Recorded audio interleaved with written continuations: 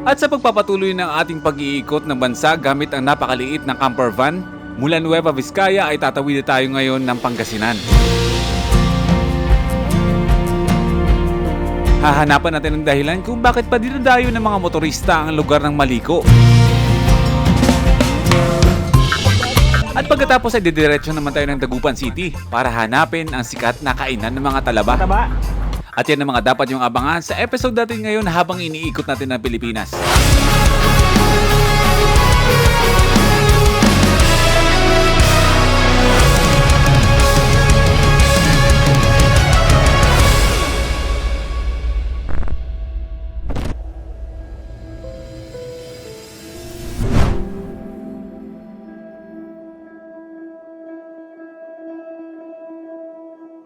At sa pagpapatuloy ng ating kwento, pagkatapos maputol ang biyahe dahil sa mga naiiwang kagamitan, oras na para umabante. Mula Nueva Vizcaya via Maliko, tatawid na tayo ngayon ng Pangasinan.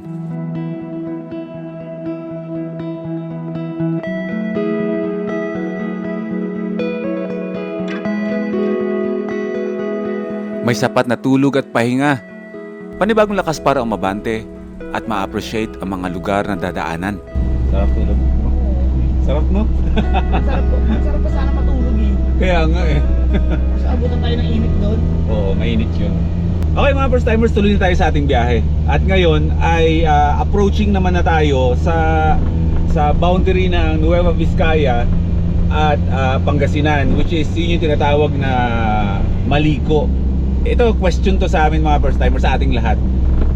Ang Maliko ba ay Nueva Vizcaya o Pangasinan? Yan, mag-comment kayo dyan mga first timers sa comment section kasi walang nakakasagot ng maayos dyan sa tanong na yan. Sa mga taga Nueva Vizcaya, kung sa tingin nyo sa atin ang Maliko, comment kayo dyan. Kung kayo ay taga Pangasinan at sa tingin nyo ay Pangasinan ang Maliko, mag-comment din kayo dyan sa comment section, okay? Ilang kilometers na ito mga first timers at tutumbukin na natin yung pinaka-boundary at magsa-stop over pa rin tayo doon. Hindi puro camping ang gagawin natin habang nag-iikot tayo ng Pilipinas. May mga adventures tayong gagawin. May mga lakad tayo na iiwan natin yung camper van natin. Magmumotor tayo papunta sa mga lokasyon na magaganda. Hindi mawawala ang mga side trips kasi syempre nasa kalsada tayo bumabiyahe. Sayang naman kung dadaanan lang natin yung mga ganda na yung mga magagandang lugar ng Pilipinas kung dadaanan lang natin, di ba? So, susuyurin natin to. Laking aso yan. Ano bang aso yan? Hindi ko alam eh, Labrador yata o. O tara, mag-CR ka na. Tara. Stop over muna tayo. Magsi-CR lang tayo. So sa mga magtatanong kung saan kami magsi-CR during biyahe dahil walang CR ang ating camper van dahil napakaliit niyan. Ayun o. CR all over the Philippines. KCR ang ating gaming. Oh, wala naman nakalagay kung she or he. May bakas ba? Oo. May bakas? Hi doggy. Anong aso yan? Labrador siguro to o golden retriever kung tawagin. Pag kinagat ka dyan, i-retrieve ka talaga. Okay. Parte pa rin ng papasok ng boundary ng Maliko mga first timers. Wait lang, apak tayo dito. Tignan nyo yung view natin. Napakaganda, napakalamig. Baba ng ulap oh.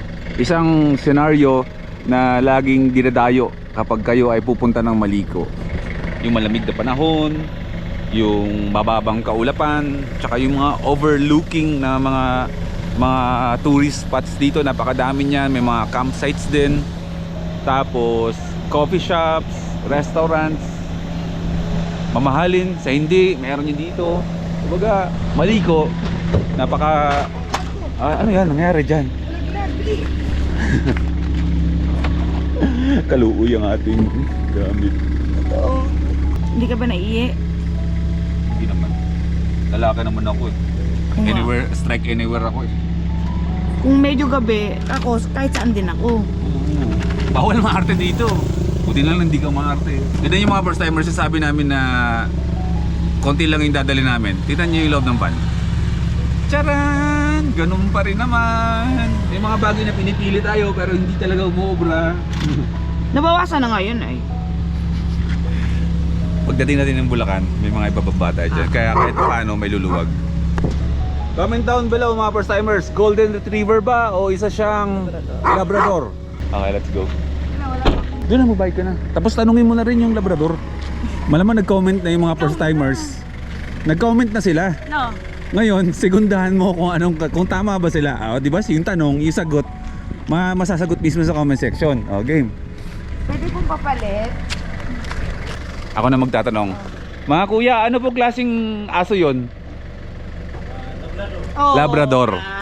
Tama ka. Sa lahat ng mga nag-comment ng Labrador, ang galing nyo. Hindi ko alam kung bakit ganyan get up mo eh. Aba, bakit ba? Isa kang Labrador. Mukha mo palang Labrador ka na. Nakita ko na. Okay, game. Let's go. Mukha mo palang Labrador ka na, boy. Ano ba yung aso mo dati? Golden Retriever. Golden. Labrador malaking itlog. Labrador malaking betlog. Bye-bye. Mabait siya, no? Bye-bye. Gusto niya makipaglaro yun eh. Lahat na ng doggies malaki itlog. Tuwat at malaking betlog.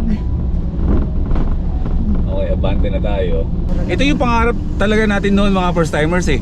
Ang sumuyod ng maluwag, ng malaya, ang bumiyahe ng walang iniintindi kundi talagang ano lang talaga, touring, adventure na klase ng pag-Philippine loop. Lilinawin ko lang ha mga first timers ha. Ang pag-Philippine looping, hindi porket hindi ka naka-register, hindi ka Philippine looper.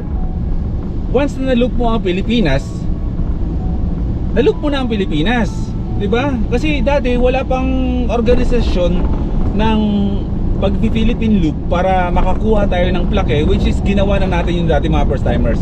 3 beses na tayo nag-loop, 'di ba? Meron na akong 3 plaque as a Philippine looper. Pero hindi ibig sabihin nun na kapag hindi ka nag-register, wala kang karapatan na tawaging Philippine looper. Wala kang maplake. Wala kang plaque. Kumbaga para sa sarili mo, kumbaga ito is ano eh. Yun kasi, syempre wala naman, hindi naman ako against sa ganun. Kasi nga gusto ko rin ng ganun. Actually, mga first timers, nung time na napag-iisipan na namin na tara, mag-Philippine loop na tayo ng naka-camper van. Ang unang pumasok sa isipan namin mga first timers, i-register ba natin? Ngayon, kakaisip, syempre magpa-flashback ako sa mga pinaggagawa ko dati. Medyo limitado kasi meron kang 30 days riding days in a year. Yung Luzon ay magagawa mo yan ng, sabihin natin, kung naka-camper van, 2 linggo. Syempre, hindi naman tayo naglulup lang di ba? Nag-adventure tayo. Sige, sabihin natin bigay tayo ng 2 linggo para sa Luzon. So, ano na yun? 14 days na yun, di ba? Ayun, tapos mo na yung Luzon leg. Ngayon, mag-Visayas, Mindanao leg ka naman ngayon. So, may 15 days ka na kinain sa 30 days mo in a year. Pag sinimulan mo na yung Visayas, Mindanao, meron ka na lang 15 days para tapusin. So, sa tingin mo ba, mag-i-enjoy tayo kapag meron tayong 15 days lang? I mean, 15 riding days o 15 driving days sa Philippine Loop para gawin yung Visayas, Mindanao. Though, hindi naman yung tuloy-tuloy, pero andun pa rin mga first timers yung fact na meron kang 15 days, I mean 15 riding days or 15 driving days para makomplete mo yung 30 days ng pag-Philippine Loop na pag-register. Again, hindi ako against doon kasi ginawa ko na rin yun ng ilang beses. So napag-decide kami na huwag na nating i-register para wala tayong wala tayong pressure, wala tayong task na gagawin. Hello sir, good morning po. Good morning po. Galing po kami sir ng Solano, papunta po kami ng Zambales po. Camper van po ito. Pang ano po yan? Pang camping ba? Okay. Nagka-camping po kami. Rifle yan o ano? Sakit mo bukod ko. Brother. Po? Rifle. Ay hindi po, gitara po yan. Opo, gitara. Okay. Banda-banda po ako. Sige po, thank you po, thank you. Salamat. Salamat po. Diba, sabi ko sa'yo, kinukustyon yung ganyang kulay mahal. Oo nga kaso sponsored yung guitar bag ko So, wala tayong magagawa. Nasa isip ko na yan na sisitahin yung bag na yan. Yan ang gagawin natin sa mga checkpoints, mahal. Pag may checkpoints, bago ka dumating sa mismong checkpoint, paggabi, magbukas ka ng ilaw, magbukas ka na agad ng bintana. Para matik na yon na makakapass through ka na, hindi ka na masyadong question. Matik yun, kahit kayo mga first timers gawin nyo. Pag may checkpoint, bukas ilaw, baba ng mga bintana. Anyways, gagawin natin ang Philippine Loop nang hindi registered. Suyod tayo. Sa madaling salita, meron tayong freedom sa pag-iikot ng bansa natin. Yapon? Oo. O sige. Di ba dun sa unahan may Yapon? Oh, sige doon. O doon na lang. Maniwala kayo sa akin. Naka-register man ng Philippine Loop nyo, hindi. Philippine Looper kayo. Maniwala kayo sa akin. Namamangha at nagtataka kung bakit karamihan sa mga kabundukan dito sa Maliko walang mga puno. Hindi lahat mapuno kasi yung area na yun na walang puno, mabato yan. Oo. Maraming bato, makapal yung bato, walang chance para tumubo yung mga puno. Kasi walang ginagapangan yung ugat nila. Kasi mabato. Kaya pala parang laktaw-laktaw, no? Laktaw, oo. Lalo na sa Nueva Vizcaya sa atin, Mm-mm. di ba? May mga bundok ng mga kalbo. Mm-mm. Ay di ba ang Nueva Vizcaya sa mga kabundukan maraming mga minerals. Yes. Kaya nga minimila eh. Weird lang siguro kasi ako yung tao na hindi ako takot pag nakakita ako ng mga militar sa paligid. Nagtataka lang ako kasi ang daming checkpoints namin dinadaanan. Diyan, mga 6x6 ba? Panatag yung kalooban mo. Mas safe ang ano mo. Oo naman. Di ba takot na takot yung iba sa Davao kasi nga maraming mga tangke de guerra. Yes. Pero ako alam nyo lang kung gaano kabait ng mga militar sa Davao. May falls dito eh. At dahil nga paminsan-minsan ay dinadaanan natin ang Maliko, meron kami mga natatanaw dito ng mga talon. Ano, punta natin yung falls? Oo. O sige. Pero dinadaan-daan na lang namin. Pero ngayon, hintuan natin yan. O 20 pesos lang. Kahit nakabundukan ito mga first timers ha, Maliko. May mga ano dito, may mga talon dito. Silip tayo ng isa. Ang pangalan ng falls ay Colibong Rocky Falls. Yan, Colibong Rocky Falls. 20 pesos ang entrance po. Ang lamig tapos maliligo ko sa falls. Hindi ako maliligo. Hindi, kung sa iba nga. Sa summer pwede, no? Oo. Lamig dyan. Yeah, sige. Silipin lang naman natin. Tara. Tapos pa yung likod natin. Na-checkpoint kasi tayo. Sabi ko na nga ba, masisita ako sa guitar bag ko eh. Kasi militar eh. Kyung kyung! Ay, pwede umakit no. Akitin natin. Saan po kayo galing yan, ma'am? Manila? Pa ganun po kayo? Sisilipin na natin ang talon at meron tayong mga nakasabayan dito mga biyahero din. Subukan nga natin kung gaano kalamig yung tubig. Hindi! Ay! O sige. Malamig pero kaya ko. Naks.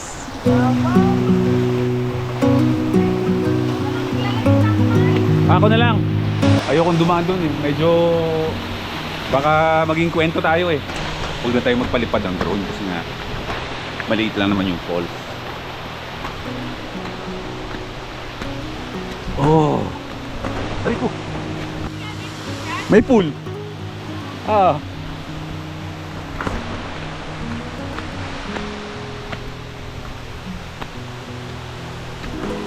Ay, napakalinis ng tubig. Napakasimpleng ano na to mga first timers. Napakasimpleng basura hindi tinatabi.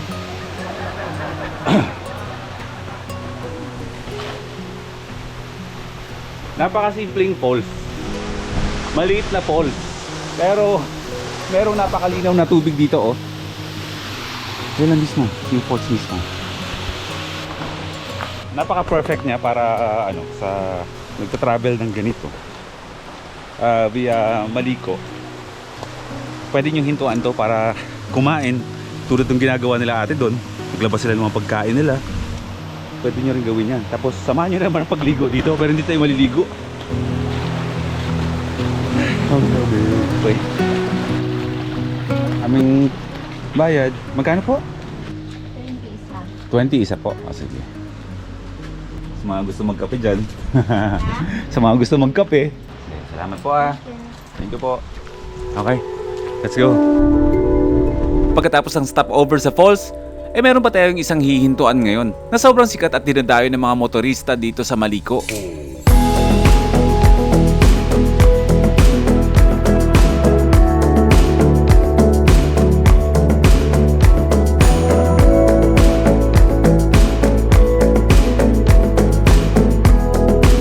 At dito sa overlook na to, ang puso ng ating adventure dito sa Maliko.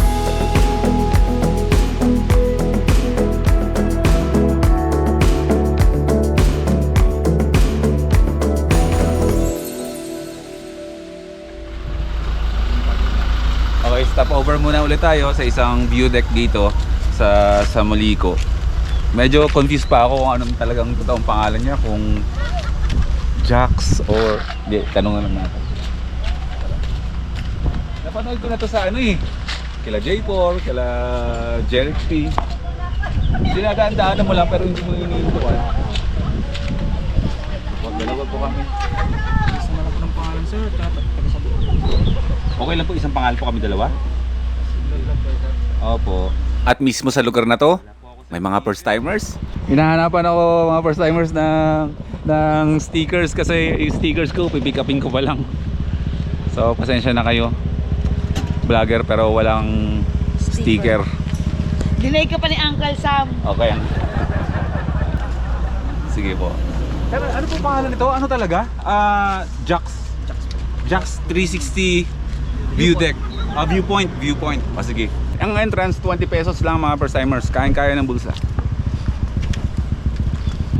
Okay bro, ride safe sa inyo. Ayan. Oo nga pala. Iwan ko, wait lang bro. Ngayon alamin natin kung bakit nga pa hotspot itong lugar na ito dito sa Maliko. Okay? Welcome to Jax 360 degrees view deck. Zurich Hill, Maliko, San Nicolas. Aminin ko na hindi talaga ako pala hinto sa mga lugar na ganito. Yung mga overlooking, viewpoint, di ba? Wala kayong napapanood sa mga vlogs ko na ganito. Pero bakit hindi natin subukan? Ang ganda nga. Napakaganda nga naman talaga. Kaya pala parang yung kapaligiran mo buong kabundukan ng Maliko nakikita mo eh. Bakit ganito yung mga flags? Ano yung ibig sabihin, no? Ay mga, pwede pa pala tayo mamaya bumili ng flag ng Pilipinas. Pag may dadaan tayo mga pandayan. Dalawa, kay Cam isa. Lagyan natin yung pan. Ano yan? Bayabas? Oo. Parang wallpaper. Oh? Ganda, grabe. Grabe, ang ganda. Kaya pala, parang parang ito yung itong Jax 360 viewpoint. Parang ito yung pinaka dinadayo ng mga riders ngayon. Napapansin ko sa internet. Napakaganda naman kasi talaga. Yung hindi ito yun eh. Hindi ito mismong kinakatayuan natin yung pinupuntahan. Kundi, yung view na yan na kapag nandito kayo. Yan mismo. Naalala mo yung nasa tayo? Magkasama ba tayo sa Mindanao noon? Kasama ka ba noon? Sunset Ay, o hindi. nakulan? Ay, solo Philippine Loop ko nga pala yun. Solo. Hindi, yung nasa isip ko, yung kasamang taga sila besh ko doon. Ay, iba yun. Ay, iba yun. Philippine Loop ko yun. Tama nga naman ang kasabihan na hindi mo talaga malalaman kung hindi mo susubukan. Sa overlooking na to, sa mga lugar na ganito, sisimulan na nating hintuan ng mga ganitong lugar kapag mayroon tayong madaanan. Ang appreciation ng beauty ng nature kapag sa ganito, hindi yung kinakatayuan mo, kundi kung ano yung natatanaw mo.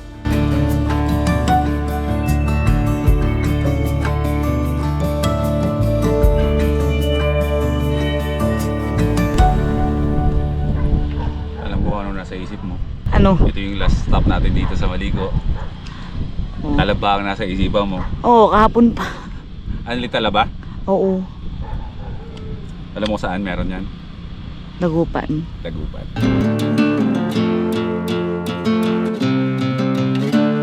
At ngayon nakatawid na tayo ng Pangasinan.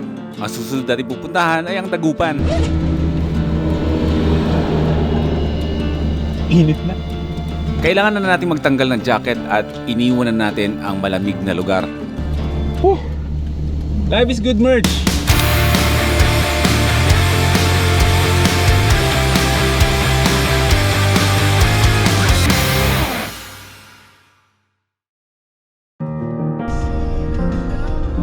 Ramdam na ramdam ang init at tumatakbo sa isipan na kakasimula pa lang natin. At kasing liit pala ng isang butil ng buhangin ito sa mapa ng Pilipinas. Ang pag-iikot ng Pilipinas ay dadaang ka sa napakadaming probinsya. Daang-daang mga barangay.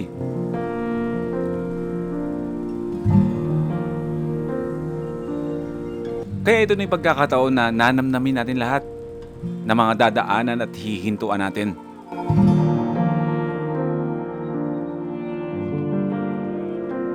Okay, pagkatapos ng 2 oras mga first timers ay narating na natin ang bayan ng Tayug, Pangasinan.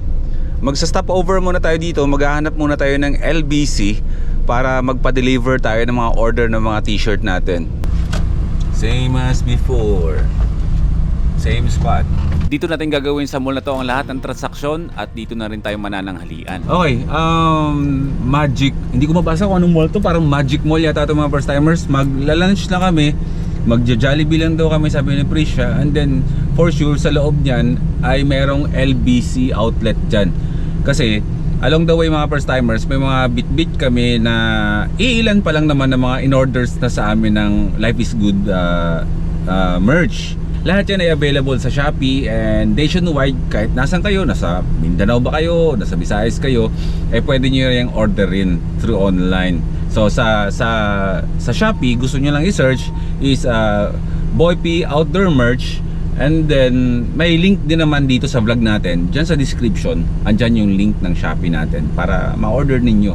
And again, kaya kami nagbebenta ng ganitong mga damit, mga sombrero, ay ito yung suporta sa ginagawa nating Philippine Loop. So malaking bagay ang nagagawa niyan mga first timers para sa gastusin, para masuportahan yung pag-iikot natin ng Pilipinas. So asikasuhin muna natin to and then kakain Shoutout tayo. mo muna si Cairo.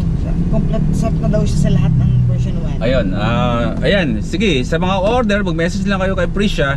Ayan, shout out kay Cairo Sarangkin. Maraming salamat bro sa orders. Lahat ng mga merch ay kinumpleto niya. Ayan, maraming salamat. Siya yung sa La Union. Oo. Yung nag-invite ng January nung kasal niya.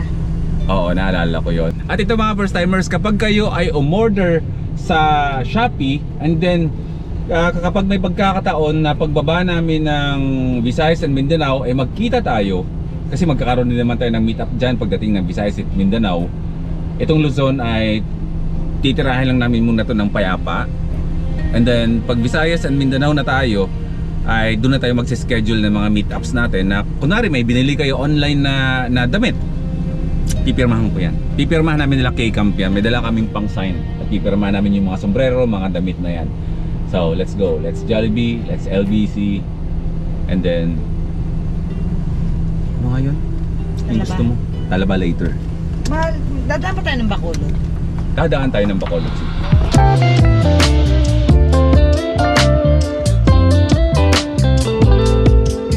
Malamang magpipiesta dito. Ang daming mga banderitas eh. Nakakamoy lempo pa. Ang ingay. Parang may hinihilang tulog yung mga banderitas pa. Oo nga, piyesta nga dito. Yung mga takul eh.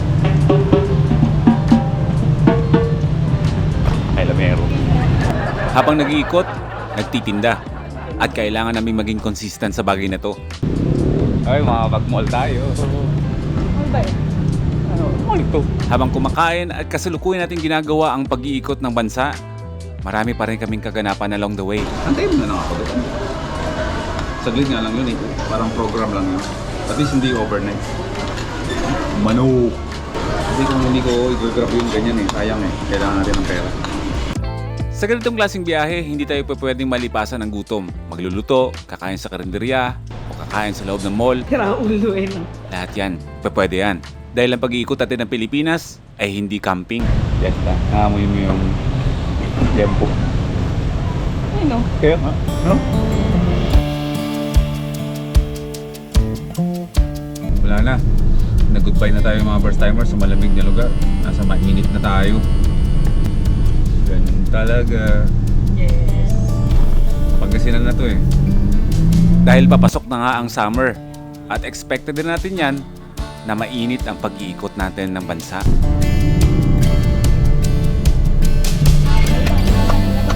Talaba. Mga 3 oras pa mahal. Ay hindi, mga 2 oras na lang. Kala ko 3 oras pa ay. Naku, Dagupan, Pangasinan yun. Layo yun. Talaba.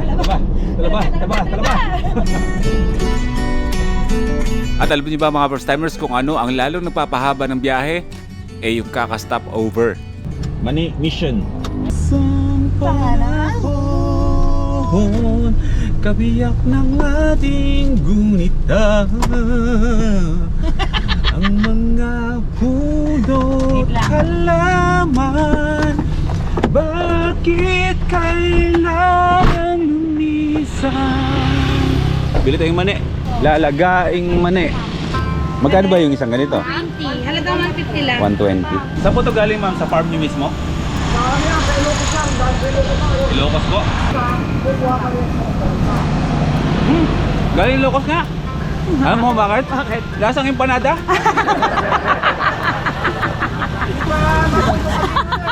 Lalagayin po namin. Saan na po ba itong lugar po? Saan na po itong lugar? Rosales tayo po ba ito? Alcala po. Saan Pedro Alcala? Malapit na po ba kami sa Dagupan? Layo pa no? Bali po. Opo. At nung nalaman na vlogger tayo, eh hinihingan nila ako ng helmet. Eh hindi naman tayo ganon. Meron po kami mga kaibigan po, mga vloggers po, namimigay po ng helmet. Si Jawo Motovlog, Norris Jan at si Katagumpay. Ayan, sila talaga po yung mga namimigay po ng helmet. Pero malay nyo, dadating ulit yung panahon na gagawin ulit natin yun. Tignan natin. Kasi sa ganito mahal, hindi mo iisipin na malayo ang Dagupan or kung saan man. Kasi alam mo kung bakit? Ang babiyahin natin talagang malayo, buong Pilipinas. So dapat tanggal sa isipin natin na ang layo naman nun. Kasi talagang malayo talaga ang pupuntahan natin. Sasabit ba? O hindi naman. Thank you po! Okay, let's go. Dagupan. Ay, touchdown na pala tayo mga first timers. Sa isang lugar na kahawig halos ng pangalan ng isang bayan sa Nueva Vizcaya. Magkata mo mahal. Kung merong bayumbong, merong bayambang. And to make the long driving short, tarating na natin ang Dagupan City. At kasalukuyan na tayo nasa Dagupan City mga first timers, pero hindi mismong sentro ng syudad ng Dagupan kundi nasa outskirts. Kumbaga ito yung mga gilid-gilid ng syudad ng Dagupan. Dito tayo ngayon maghahanap ng kinikrave natin noon pa, lalo na to si Prisha na talaba, kasi madalas kasi na nakikita natin dito kapag dumadaan tayo dito is along the way ay may mga nagtitinda dito ng mga talaba. Sa sobrang dami ng mga nagtitinda dito ng mga fresh talaba, eh nasa sa inyo na lang kung kanino kayo hihinto. Alam natin na ang Dagupan mga first timers ay ito yung home of bangus. I mean bangus capital of the Philippines, na kung saan every year merong ginaganap na bangus festival dito. Sinasara lahat ng mga kalye dito sa Dagupan City at lahat yan ng mga taga-Dagupan or sabihin natin mga taga-Pangasinan ay nagse-celebrate doon. Nagkakaroon ng napakahabang ihaw-ihaw ng mga bangus at kung ano-ano pa. Basta anything about bangus, anong mang klaseng luto yan, basta bangus, niluluto yan doon sa mga kalyeng sinara. Sorry, hindi ako makapagpalipad ng drone kasi ang lalaki ng mga uwak, mga first timers na nagliliparan. Hindi natin susubukan magpalipad dyan. Hindi natin gagawin yan. Which is normal yun sa mga palaisdaan na merong malalaki mga uwak kasi nga, di ba? Nanguhuli sila ng mga isda. Okay, touchdown Dagupan. At sa kakasuyod na mahabang kalsada kung saan kami kakain ng talaba, eh binalikan din namin yung una naming pinagtanungan. Magkano daw? 300. Ito na po yung 300? Opo. Kasama na kasi. Medyo may kamahalan pero sige. Mataba. Alright, isang ano to mga first timers, isang street na puro talaba. Kumbaga, pwede kang mag-drive-thru, pwede kang mag-dine-in. Barangay Lukaw. Tama natin, no? Opo. Barangay Lukaw. ay mismo yung boundary ng Dagupan. Kung manggagaling ka ng from Zambales ka, from Alaminos, yun yung entry ng Dagupan City, right after mismo nung arko ng Welcome to Dagupan, ay makikita nyo na yung isang napakahabang street na to na puno ng talaba. Pwede ka nga mag-take out, pwede ka magpaluto, pero syempre iba yung experience mga first timers kapag tayo ay umupo talaga dito, huminto, at tayo mismo yung nagbubukas. Nagbubukas tayo ni ate ng talaba. Meron pwede rin ihawin, pero gusto namin itong talaga, itong fresh pa. 300 pesos. So ganito na ang mangyayari sa pag-iikot natin. Road trip, matutulog kahit saan. Minsan mapapasok siguro tayo ng mga campsites, pero syempre hindi natin maiiwasan na mag-food trip along the way. So just in case na nagawa kong paglawayin kayo sa eksena na to, napakadali lang naman hanapin ito. Barangay Lukaw. Pwede din namang i-Google Maps yan.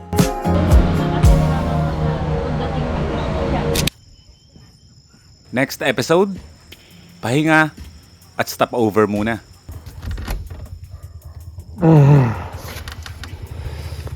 Pagod. Dahil bukas, kahit araw ng pahinga, hindi ba pipigilan ng adventures? Mag-snorkeling tayo! Dahil ang stopover natin ay Camp Sitio Tangal at hindi tayo pumunta dito para mag-camping, kundi para bisitahin ang bagong ino-offer ng mga activities ng campsite. At kung sa tingin niyo wala ng libre ngayon, nako, meron. First timers, sana po suportahan natin ang ginagawang Philippine Loop nila Kuya Boy P at hiling natin ang kanilang safe na paglalakbay at walang maging aberya. Nawa ay mag-enjoy kayo Kuya Boy P sa inyong gagawin, okay? Teka lang. Kasama kayo. Kasama ka. Ay, ako rin ba? Oh!